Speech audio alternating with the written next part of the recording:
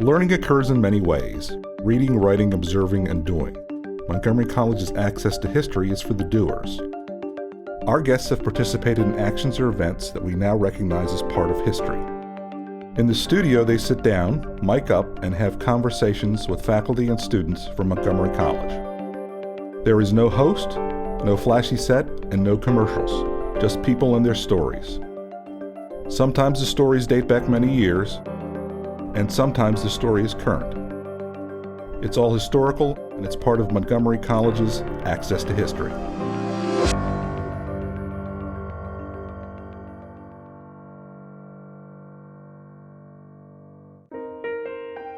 I'm Bernice Grossman.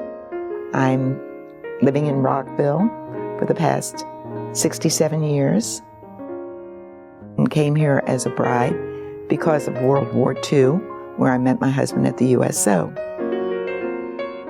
I was the first woman lieutenant governor in Kiwanis. I'm 89 years of age and enjoying life. And I am. It's true.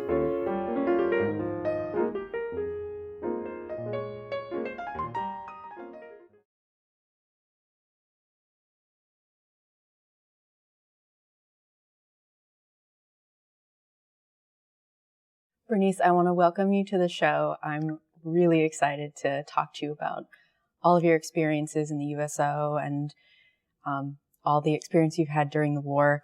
First of all, I have to know, during the invasion of Pearl Harbor, I know you had mentioned that you were at your girlfriend's house at the time. What went through your head when you first found out? I mean, how did you feel?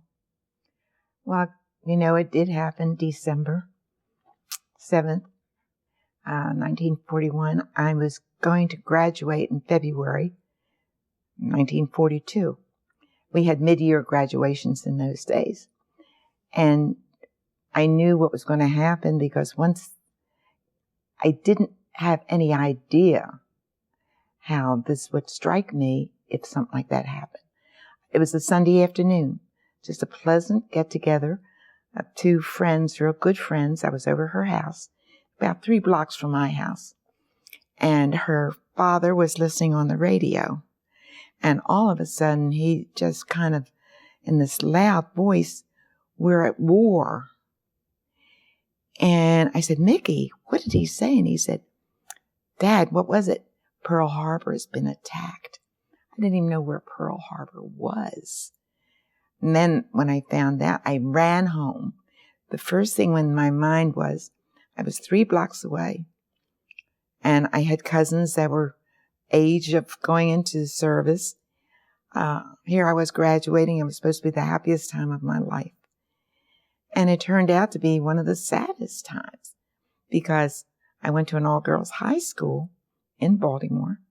It's Eastern High, and we all had boyfriends. We were all planning for our big prom.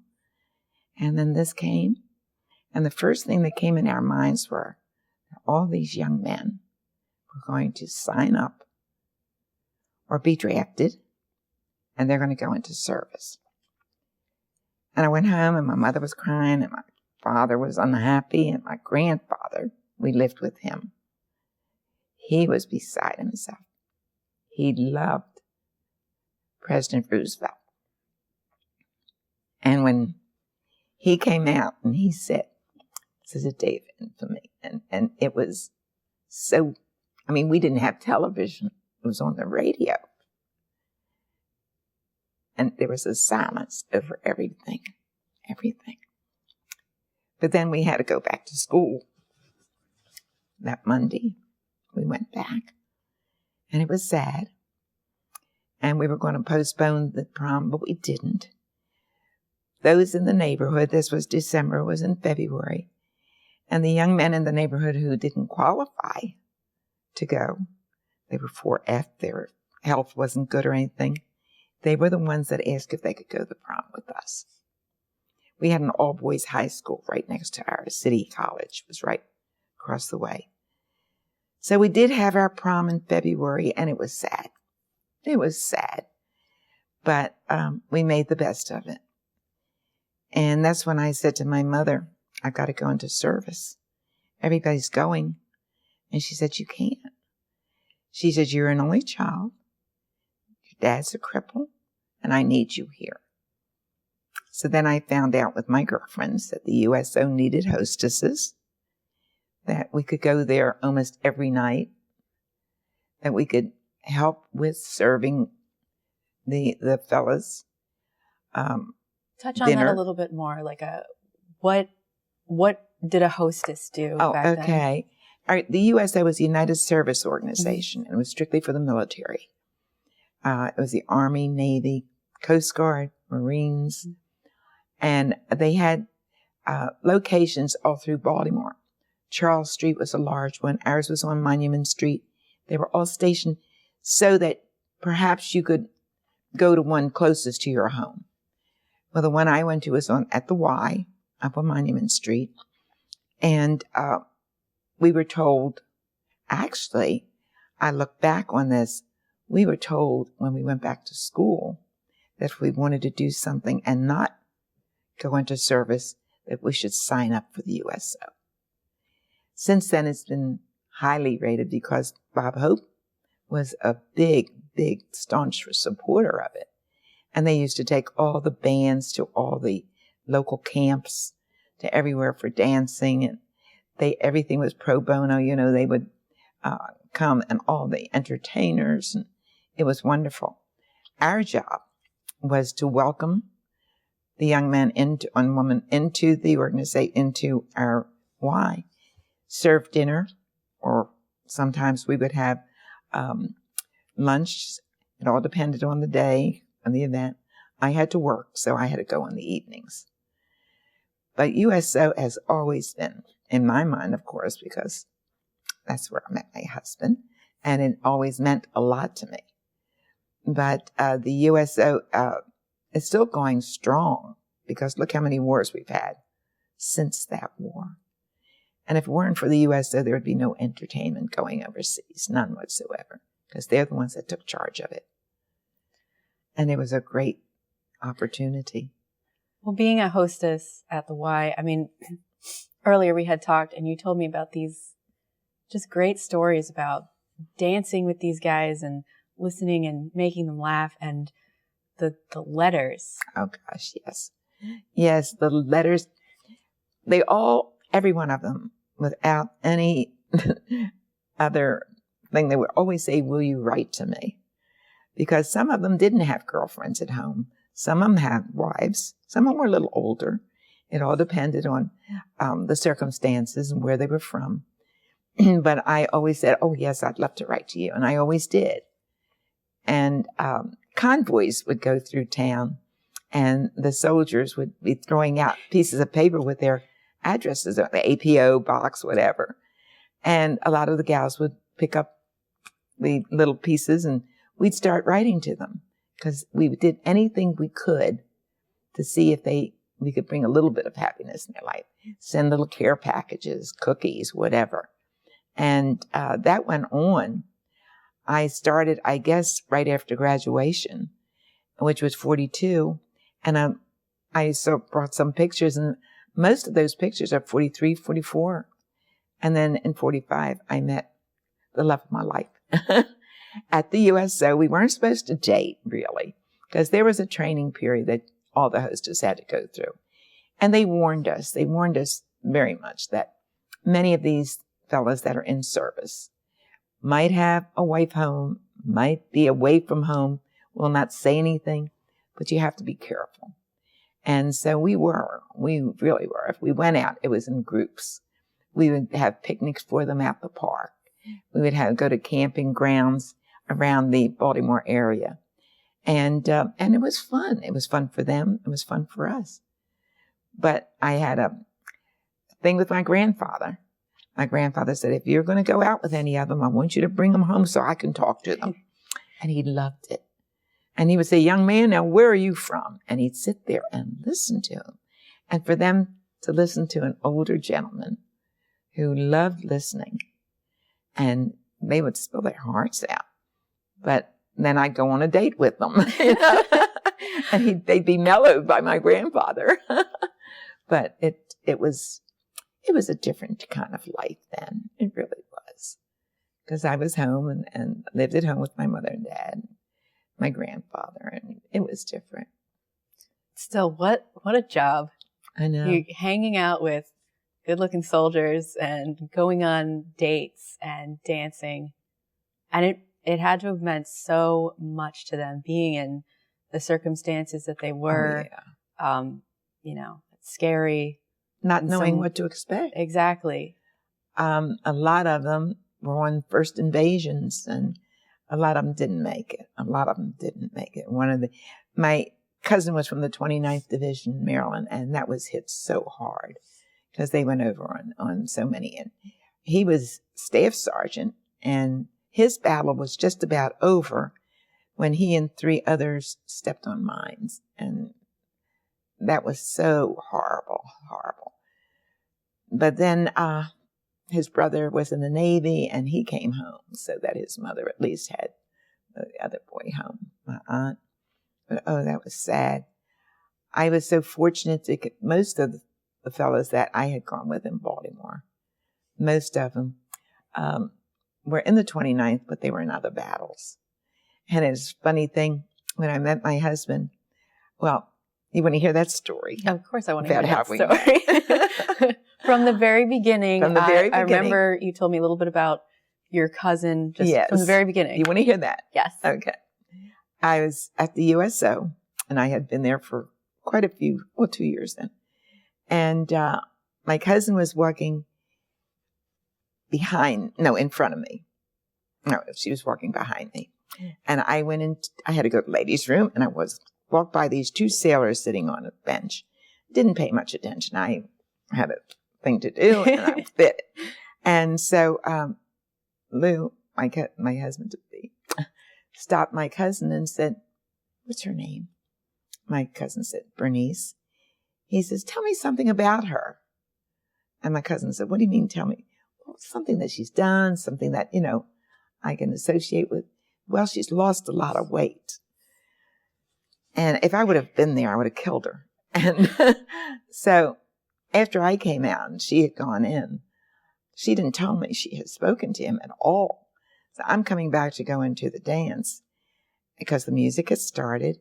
And he said, "Bernice." And I went over and I said, "How do you know my name?" He said, "Oh, I know a lot about you." He said, "I also know that you've lost a lot of weight and you look really good." How did you react to that? I just looked at him. I thought, my cousin's going to get killed. And she was funny. I think she was a matchmaker. I think she saw something in him that she thought I would like. And just then the senior hostess came out and said, "The music's playing. I don't want anybody sitting out here. Come on in and dance." Just come on, let's dance. And the very first thing out of his mouth was, "Well, you better give me your phone number and address because someday we're going to get married." Just like that. Not, I just think it came out naturally. And I thought, oh, wow, that's nice. So, but I wasn't going to give my name yet because we weren't supposed to. So that evening, I just told him, I said, "If you really want to get in touch with me, this is my phone number, but I'm not going to give you any more information than that."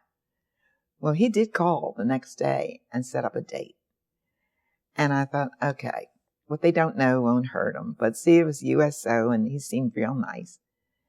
And one thing he did say, that he was from Rockville, Maryland. And I said, "Rockville, where is that? Never heard of it." I lived in Baltimore, 38 miles away. Had never heard of Rockville. Because really, when you think about it, we're a Washington, D.C. suburb. We're close to Bethesda, which is close to Washington. So the next day he called, made a date. He came, he met my mother and father, my grandfather. He brought a carton of cigarettes for my dad, a silk scarf, navy scarf for my mother, a bouquet of roses for me. First date. Smart guy. And the first thing I thought to myself, he's a keeper. Anybody that's that thoughtful and thinks like that. And he's a Marylander, which I was.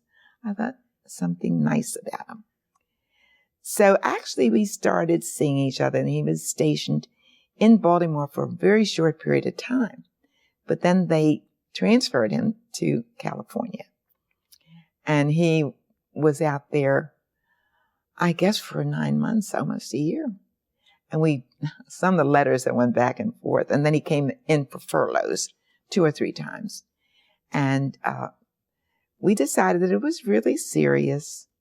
And he'd come to Baltimore one weekend, and I went out to Rockville one weekend. On B&O Railroad, neither one of us had cars. Nobody had cars those days.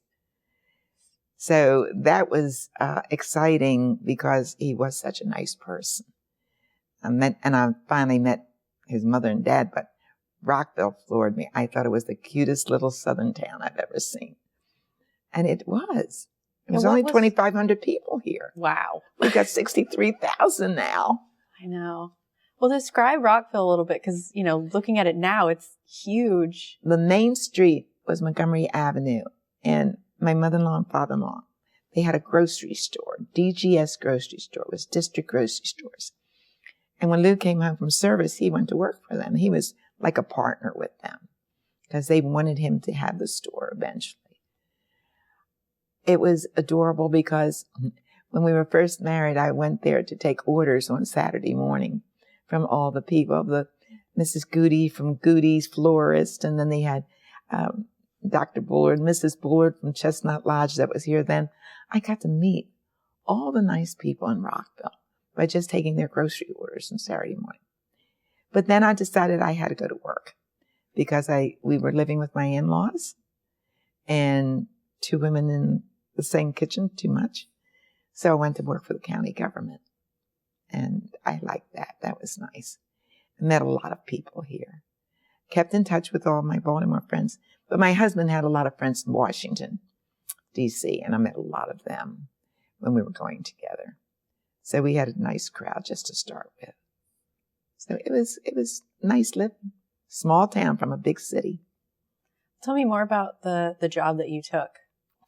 And the health department? Yeah, like what was that it was like? Interesting because I've always been a secretary, and I wanted something that I would be comfortable doing. And my husband said, "Why don't you apply for down at the county office building?" And I thought, this is going to be a little political, if I can say something political. My father in Baltimore was kind of a politician and loved politics, and some of it wore off of me. And he said, "Now you're going over there, and that government's going to go into being Democratic, and you better register as Democrat when you do, and all that." That's when I was 21. So I did come over, and it was true. The Republican county manager form of government went out, and the county executive form of government came in. And that's why I got a job, because it was party.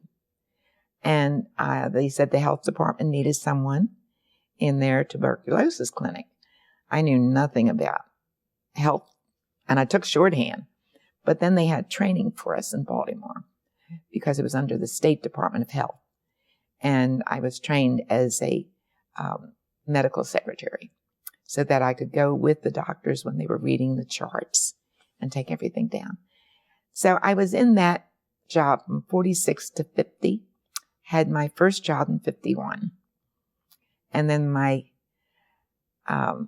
father died in 57.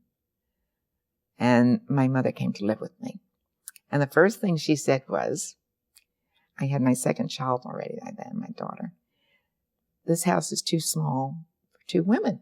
Go get a job, because I'll take care of the children." Okay, because I loved working. There was nothing about, and I got the children through their earliest times, So one was, when my mother came, my son was a 1-year-old. My daughter was 5. And so it was interesting because my mother, even though she had only an only child, me, she loved the 2 of them. And she took Bob into the stroller and would go up to the elementary school, taking my daughter to kindergarten. And it was great. For about, I say, she was with me for 10 years. In the 10th year, or no, I would say in about the 6th year, my mother-in-law passed away, and my father-in-law came to live with me. And my mother and my father-in-law did not get along. Oh. So it got to be a little hassle. And so my father-in-law said, let's go look for a 5-bedroom house. But you couldn't find anything there. So in our house, contractors came over and built on extra bedrooms, another full bath, and a family room, all on one floor. So I have a rambler that rambles. But now everybody was happy. Everybody had their room and everything. Within a year, my father-in-law had a stroke, and he was in a nursing home for 13 years. Then my mother, after she had been with me for 10 years, she passed away. And the kids were all so upset because she literally raised them. And that's basically our story as far as growing up here and making a home for ourselves here.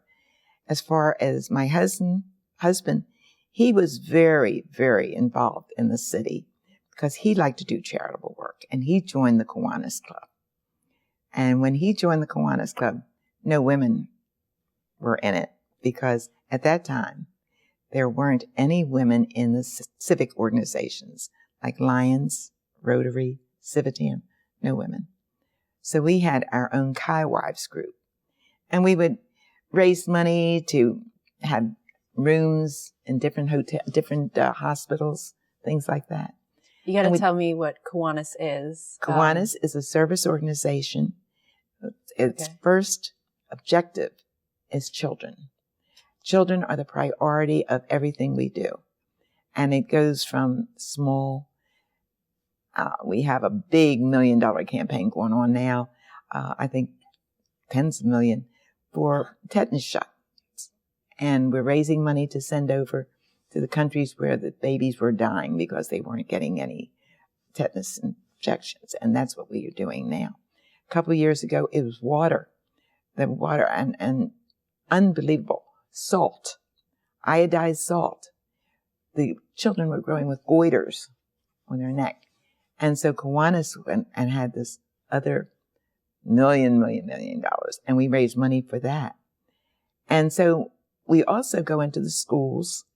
We have the elementary schools where we have the builders clubs, junior high clubs, and then up in college they have Circle K. So Kiwanis is international, and it does an awfully good job for kids. And when we have our conventions, we're having one in August down in Williamsburg.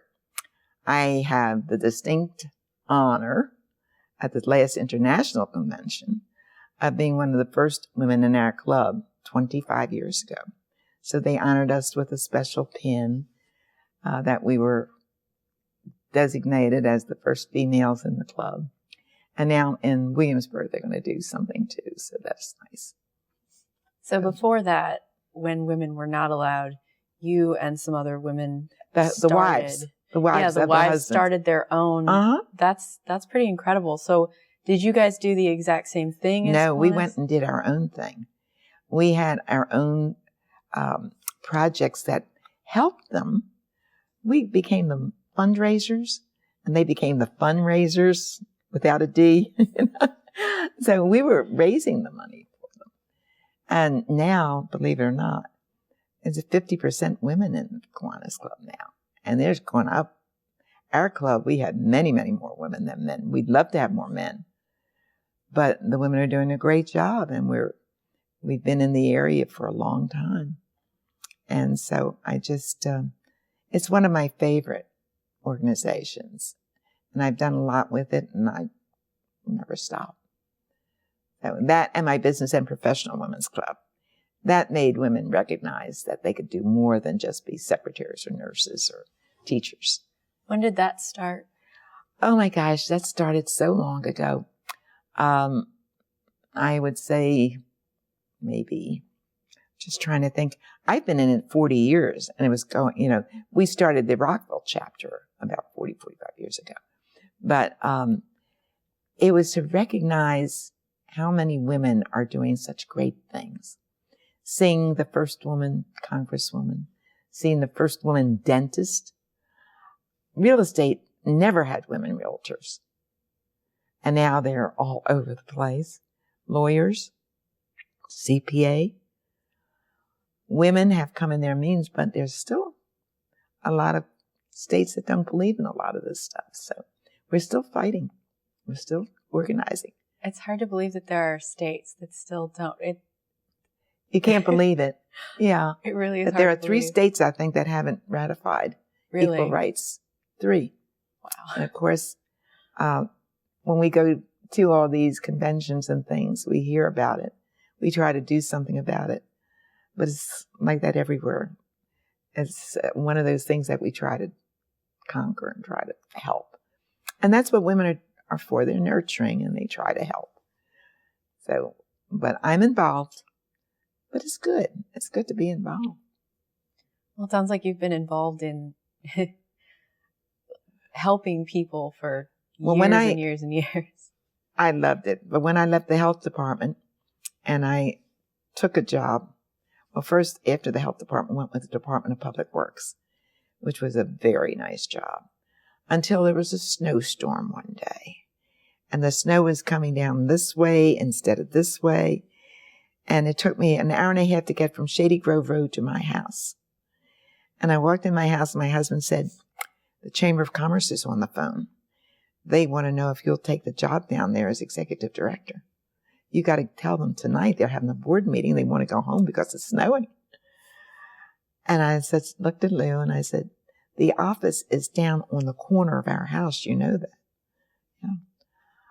I'm going to call them. I called them and I said, yes, I'll accept the job. And he said, you sure you want to do that? Because you're getting a nice salary there, at the county. I said, yeah, I think I need a change. 3 days later, when the snow had calmed down, I went back to the Department of Public Works and I said to his boss, well, it looks like I'm going to change jobs. And he looked at me and said, it was only a snowstorm, Bernice. Come on. I said, no, I've been offered a job with the Chamber of Commerce. I've been with government, health department, public works.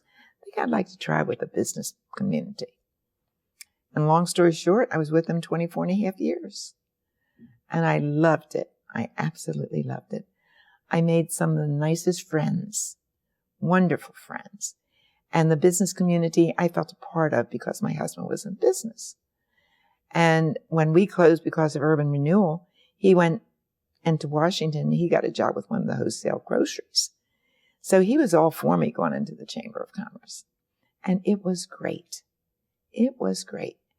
For 13 years, for 1 week each year, for 13 years, the United States Chamber of Commerce had a course at the University of Delaware. It was a 1 week course from Sunday to Sunday, from 7 a.m. to 7 p.m. on organizational management. It was absolutely fascinating because you got executive directors from all over the country coming here. It was the University of Delaware. It was right in there on their campus. The month of August, the worst month to go there because it was hot. It was awful. But we were in air-conditioned dorms. And it was beautiful. And the people you met. And you could do what they do in California or in Wisconsin, wherever they're from. And if it goes there, why not here? Everybody was exchanging ideas. So I felt if I came back each year with one good idea, that would count. And it did. And that first year I started, I came home, I found out everybody had a community guide. We didn't. So we had a community guide that year. The second year, come back and everybody's doing networking. We don't do that. We should. So we did networking when all the businesses got together, either breakfast or lunch or happy hour, and talked about their business to other businesses. It was a great job. And on our board was the provost from Montgomery College, Dr. Hastings. And after 24 and a half years, I decided to take 8 weeks off. I never had a summer vacation, so to speak, for 2 months. And I stayed home for 2 months with my husband, who was, at that time, semi-retired and not feeling well at all. He was sick. And I said, you know what? I'm going to take these 2 months off, and then I'll look for something. Well, I started on July 1st. And by August the 30th, he said, please get a job. You're driving me nuts. I had too much energy. I really did. So I called Dr. Hastings at Montgomery College. And I said, do you have any openings? She said, come up tomorrow morning. And I was there, and I went part-time for 3 years until he passed away and my son passed away 5 months later. So the job then, I got a call, and they said they had a full-time job for me if I would accept it. And I said yes. So I've been there since, and I love it. I love what I'm doing. With the alumni, it's just wonderful because it's Montgomery College. So I've had the business community, chamber. I've had government and the health department. Now I've got education. And education is where it's at. Because none of them would come through if it wasn't for education. So is that your favorite so far, the education? If I knew way then what I know now, I would have tried to get into the college much earlier. I love what it stands for. Montgomery College is different. It's a different situation. You're dealing with 175 different nationalities. And we in the alumni see this because we have frames for their commencement. We work at the commencement. We have memberships for them, and the memberships are great. And it's an educational thing. And I just love it. So that's why I'm a happy camper. But it all started back in the USO because I never heard of Rockville until I met my husband. I think I might go back to more information on the USO. I mean, do you have any really fascinating stories, really funny stories? Well, at that time, we had a lot of humor going on, but I think it was almost to the point where you were young enough, you haven't lived through what all things I've lived through. And not another war, like we were getting so used to war in this country now. It was our first big, horrible situation. And I think we grew up real fast because a lot of the kids don't grow up until they're in their 20s, 30s. We grew up as soon as 18 hit, and we were graduating from high school at that time. And we saw how, so many mothers and fathers were so unhappy that their children were going off to war. And it was a draft. It wasn't volunteer. But those that volunteered could avoid the draft. That's why my husband volunteered for the Coast Guard. He was going to volunteer for the Marines.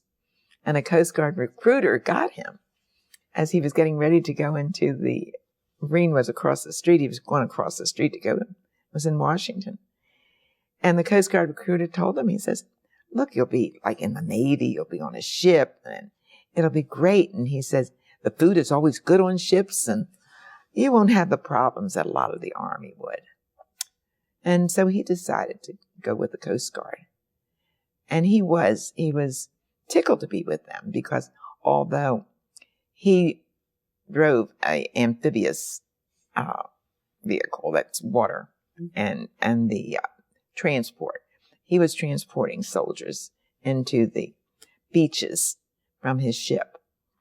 And when he was going one day and there was fire above and shooting, and he looked down and the fellow next to him was gone. And that's what he said. He says, nobody's promised tomorrow in this job. And so he would write me, and it was sad. It was sad. So they grew up. They learned a lot. And that was the first big war that I could remember because my dad was in World War I, but that wasn't that long. You know, it was a short war. But this was a war that we were attacked. We were really attacked. And Pearl Harbor it was sad. So, and then I went to Hawaii not too long ago and saw the Arizona that was attacked, and oil is still bubbling up from the Arizona. And when you think about it, that there's still bodies under there. And someone said the oil is like the tears coming up from the people. It just got to me. It really got to me. When you go to Hawaii, don't ever miss Pearl Harbor, because that's where it all started. But now I think we've gotten so used to war. We've been in so many in my lifetime. And that's Vietnam. I lost a cousin in Vietnam. And his name is on the wall down in Washington. And that was an uncle's adopted son who was adorable. And so that's sad. But I've seen some sadness, but at this point in my life, I've seen it all, I think. But you get stronger. You get stronger. I was going to ask. The good Lord's got me here for a purpose. I never thought I'd live this long. Yeah, you mentioned with the storm, how that that changed your outlook. Oh my gosh. Definitely. Definitely. So I'm a great believer. I really am. And I'm here for some reason. Even if it's to just come in each day and talk to the young people in my office and see what they're going through, trying to make lives for themselves. I went to a wedding the other night, and one of the co-workers from years ago got married. It was so nice because we were all, they don't care about age. There's no discrimination here about age. So I don't feel my age when I come to work. And I get up every morning with a purpose to come to work.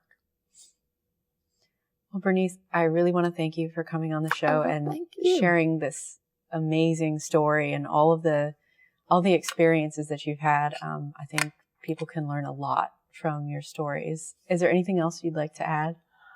I don't think so at this point. I'm still looking for adventures. I know I still have one before I leave the world. But I'm just grateful. I'm just grateful that I'm here, that I can do what I do and have my home, which my husband and I, it's our house. I've been in it going on 62 years. And it's like I guess, being in Rockville is like being in a area that was my husband's. When I went downtown into town center and saw Bar Louie, and we used to call my husband Louie, I just feel that it's there for a purpose. And truthfully, it's a very nice restaurant. And that's right downtown where the store used to be. So I'm happy here. I'm very, very happy in my old age. And I feel that I've accomplished a lot. I've done a lot. I've seen a lot. I had a bucket wish. I did everything in my bucket wish that I wanted to on cruises and travel. I love to travel. But I think right now, I'm very content to be in Rockville. Very content. Final question. Okay.